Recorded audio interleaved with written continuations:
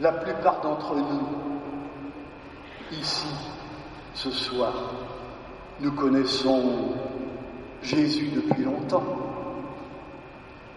Et pourtant, j'avoue que moi, ce Jésus continue de m'épater.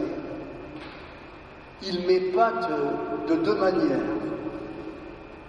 Il suscite mon admiration, mais aussi, il provoque mon étonnement, parfois même mon incompréhension. Et figurez-vous que c'est le cas ce soir avec cet évangile de l'envoi en mission des 12, sa garde rapprochée.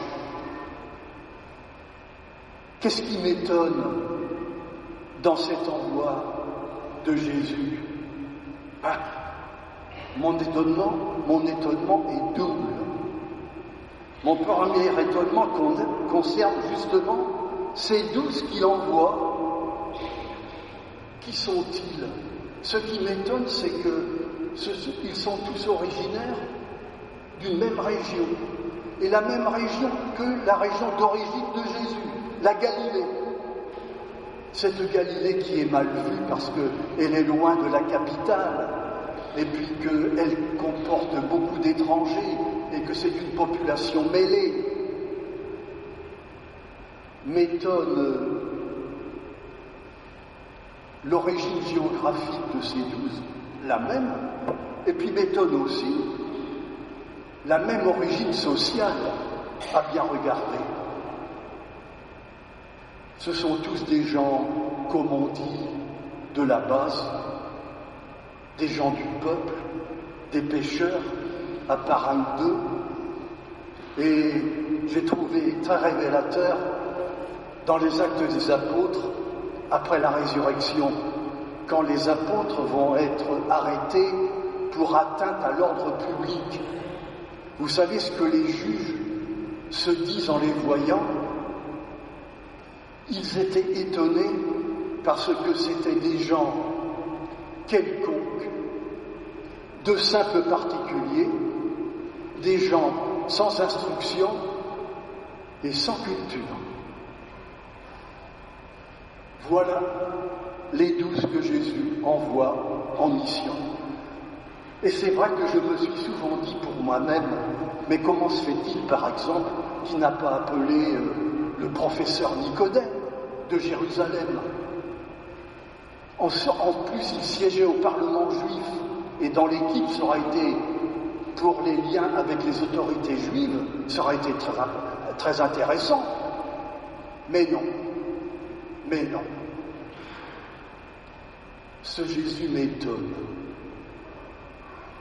Il m'étonne, et dans le cas là, il suscite mon admiration.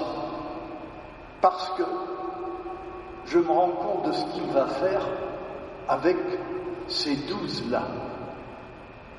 Il ne va pas leur demander de faire des exploits.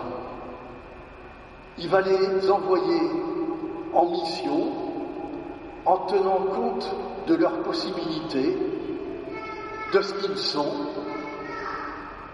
de leurs possibilités en effet. Il va agir en douceur, avec doigté, petit à petit. L'Évangile dit, il commença à les envoyer. C'est une grande première. Et le signe de son doigté, c'est que la mission, elle a 3 caractéristiques. Pas loin, pas longtemps, pas compliqué. Pas loin. Jésus les envoie juste dans les villages qu'ils connaissent autour du lac de Tibériade où ils ont l'habitude de pêcher. Pas loin. Pas longtemps. Si Jésus leur demande de ne pas prendre de tunique de rechange, c'est pas parce qu'ils se moquent de leur hygiène et de la propreté, c'est que leur séjour va être très bref, très court. Pas loin, pas longtemps. pas compliqué. Jésus ne leur demande pas de faire des discours. Il leur donne un mot, un geste. Simple, un mot. Il faut changer. Il appelle ça se convertir. Avec Jésus, il y a quelque chose de neuf qui vient. Il faut changer pour l'accueillir. Et puis, un geste. Vous avez remarqué qu'il leur demande d'appliquer des onguents sur les malades. Parce que les onguents, ça apaise. Ça apaise les blessures, ça apaise les douleurs.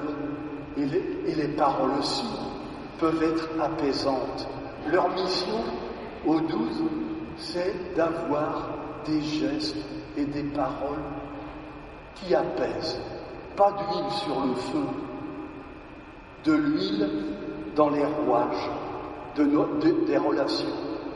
Et j'ai accroché à cet évangile le titre d'un article que j'ai lu cette semaine dans la presse régionale, quelqu'un qui dit « Il faut réapprendre à se parler ».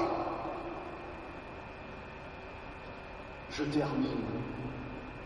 termine en évoquant la mission sur un autre domaine.